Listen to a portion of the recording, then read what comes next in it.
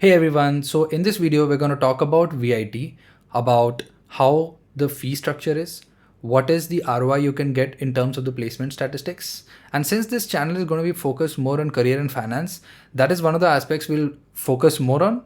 And then of course, since I'm an engineering grad as well, and I think many of the people who watch are folks from engineering, so we'll also talk about what is the overall hostel life like, what is the culture like, and what is the overall experience that you can get if you get into VIT. Now, before I get into that, I also want to share a personal story. So I also took admission in VIT before I got BITS admission. And the counseling dates, I think you have also experienced it. It has a very interesting dates in which you have to do the exam and the counseling. So it's the first exam you give. Among all engineering entrance exams, this approximately comes as one of the first or maybe the first. And the counseling dates also start earliest. So by then you haven't given your IIT or your BITS exam and you do not know whether you're going to get through in those. So what you do is you get the counseling done, and while you're traveling to VIT, you're studying for your IIT or BITS exam, and then you come back after the counseling, and then after you give the BITS exam or IIT exam, you realize, oh, I've gotten there. So then I have to cancel this admission. But by then you've deposited a lot of money and the refund is not going to be the whole refund. There'll be a partial refund that you get back. And I lost a lot of money in that, and probably a lot of us do, because we are afraid and we want to secure admission in the right college and we want to ensure that we are not in a very risky situation. So we go through with it. But anyway, even though we know that happens, that's more like a market strategy. So probably they are very smart in setting the market strategy, or maybe it's a coincidence. We'll never know. But coming back to it, I hope you're able to relate a bit more with me, since we probably have shared a common experience. And if not, anyway, if you've gone through, let's talk about the details if you're considering joining this college. So the fee structure is like this, that approximately if you're a category or a top category student, including your cost of accommodation and the cost of tuition and everything, approximately it'll cost you about 4 lakh, somewhere around 4 lakh per year if you're a student at VIT, including all the expenses, so the tuition and the hostel fee. Now, if you're somebody who takes an expensive hostel or goes for the AC hostels, which is an interesting thing which VIT has, I've not heard of this in most of the colleges. This is rare, that you also get an AC hostel in VIT, which you can choose. Of course, you pay a premium for that. So in VIT, you can get this AC hostel facility. And if you're not the A category student, which is if you're not somebody who came into VIT using the first list, then in the second, third list, if you have a lower rank in VIT EEE, then you can pay a little extra, because your fees will be a little higher if you're a VIT student. So then your fees can also go as high as 6 lakh. So the fees can range from 4 to 6 lakh. And across the 4 years, that comes to a total cost of education of about 16 to 24 lakh if there is no fee hike, which is quite possible. So approximately you might be spending about 18 to 28 lakh. Now that is the cost which you bear for 4 years. Now what happens once you are in the placement season towards the end of your college life? So if you're sitting for placements, the average placements go at somewhere around 6.5 lakh. It has improved from 5.5 and now is a little higher, and 700 companies come on campus. So you have a very high chance of getting placed. Of course, this also includes the fact that in VIT, the population of students is also very high. For example, in computer science, there are about 2,500 students. So VIT has a huge number of student intake compared to other engineering colleges. It is very high, but also the number of companies that are coming is also huge, right? 700. But here's the catch. You might have 700 companies coming on campus, but most of them will be mass recruiters. So the packages will be 3, 4, 5, 6 lakh, or probably a lower than the 6 lakh range. 6 lakh is for the companies which are considered as better, or not just mass recruiters, a little better than that.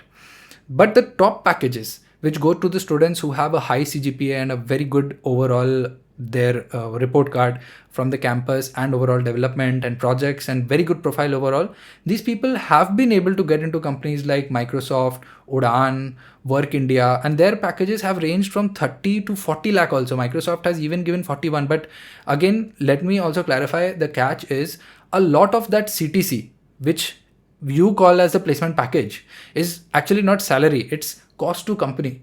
A lot of it might just be stock component, and probably the fixed component that you get from a salary of say 41 lakh, 16 might be the fixed and rest might be a stock component. So once you go into this investment, you should be aware of these aspects. Also, a lot of students who come into engineering college thinking, okay, this is the fees and this is the ROI and this is the placement I'm going to get, they do not understand what CTC means. So right from your 11th and 12th, when you're studying for your engineering, if you have decided you want to commit to that, also study about what's the CTC of companies you're going to get placed in. So if you join a company which is paying you 6 LPA, lakh per annum, that's the CTC. Your in hand might not be 50,000, it might be 45,000, somewhere around that. And of course, if your CTC is like say 10 lakh, you might, or 12 lakh, you will not get 1 lakh per month in hand. You'll probably get 90,000. And then on that, you'll also be paying a tax component. So your actual salary, which you will save, your savings will differ. But your cost, which is 4 lakh, is fixed, and that is post-tax money which you're paying. So whenever you're trying to make this equation, try to form it in a slightly smarter way when you go for an engineering college. But once again, this is the financials that we're talking about, because this channel is more focused on career and financial aspects. But we'll also talk about, since we're in this zone, we're talking about engineering life. Engineering life is an amazing life. So we also going to talk about how campus life in VIT is like. Since I'm a Bitsian, I'm going to compare more from a point of view of a Bitsian. And Bitsian, by the way, means a Bits Pilani alum. So in VIT, you will not have a very easygoing, or you can say a life in which you are not as tracked. For example, in Bits, your attendance is not tracked. But in VIT, unless you have a 9 CGPA and above, your attendance is getting tracked. You have to be part of the system and attend the classes and try to increase your grade to a higher number. The hostel life is also a bit strict, that, for example, you cannot be out at 9 p.m. And from 9 p.m. to 6 a.m. you cannot make noise. So if somebody has a birthday, they probably will not be able to celebrate at 12 midnight. Of course, the hostels are very big, so they are able to. Some amount of celebration is still possible. And these are engineering people, so engineering life is a lot of fun. People will definitely celebrate a birthday, and a lot of people at 12, probably the guard does not care so much about going and assessing if somebody has a birthday. They at 12 do not want to work that much. So of course people are able to celebrate, but as per the official rules, you are not supposed to make noise. You're also imposed a lot of heavy fines if you make any error in terms of the rules and what you have to follow. So if you get an outside person at that hour from some other hostel to your hostel, you might incur a fine of say 5,000 rupees. Or if you're going out of campus at times which are not defined as the times at which you can be out, you'll probably go through a warning system in which you cannot do that more than 3 times. Otherwise, there might be penalties. So of course, this sounds a little scary and this might sound like there is a lot of restriction, but we also have to understand that because you'll get a huge peer network and a lot of people on campus, it also instills a lot of discipline in each one, which includes you. So if you're looking to get into VIT, think discipline, think living in a very systematic way, and that is something which you will carry lifelong. Now, also talking about the peer network, VIT peer network is also very, very good. I know a lot of people who from VIT have gone to great companies and later went on to ISB and really fast track their career. I know a lot of people from VIT who have started companies, and there are a lot of good companies also that have come out of VIT alum. Darwin Box is one such company which has come out of a VIT alumni person. And if we talk about the hostel life, in other campuses, you get 1-person rooms or 2-person rooms or 3-person rooms where there are 6 students. So in that way, you also learn how to be very, very sociable. Social life in VIT is a very strong aspect also, because maybe this is a good or maybe this is a bad thing, but the internet speeds are not the best. And earlier what used to happen is that it did not function at specific hours at night. Now probably it does function based on what I've discussed with students, but that is one aspect which is bad because you might not be able to research, but it is also a blessing in disguise, because due to that you start socializing a lot with people. So many discussions happen, and there are a lot of things which are not in Google, which you only learn once you have discussions with peers. There are also awesome fests. These fests are actually some of the biggest in the country, if not the biggest. There is Riviera, which is having a footfall of about 40,000 people from all across the country. So that way you also get an opportunity to network with so many people and become such a sociable person and have such a good network of not just people from VIT but so many other places, that it results in a very high amount of personality development. So if you're thinking of VIT, you should, if suppose you're trying to balance between VIT and SRM, VIT is a very good choice. The campus is also great. It's a beautiful campus and a great hostel life that you can expect. Of course, it comes with some restrictions and there is some amount of discipline that you have to follow, but it is overall an amazing life. I've always got a good feedback from students who have passed out of VIT. If you're thinking between VIT and BITS, when I had both the options, I decided to go with BITS. Of course, it also has, as of now, a stronger alumni network, but VIT definitely is catching up in other aspects. Maybe the alumni network with time, because they have a bigger pool coming in, might start competing, but again, things don't happen so quickly. The other thing is, because it has a very big number of intake, the feeling of community might not be as strong as you can enjoy in colleges where the intake is smaller, because the relatability and shared experiences might not be there as much. By the way, if you're going into VIT, one thing you need to really be very particular about is there is very high competition, especially because if you're a 9 CGPA above person, you also get to not attend classes and explore a lot of things. So you want to hit that 9 CGPA above if you're going to VIT. The other reason is also because the average package on campus is not the highest.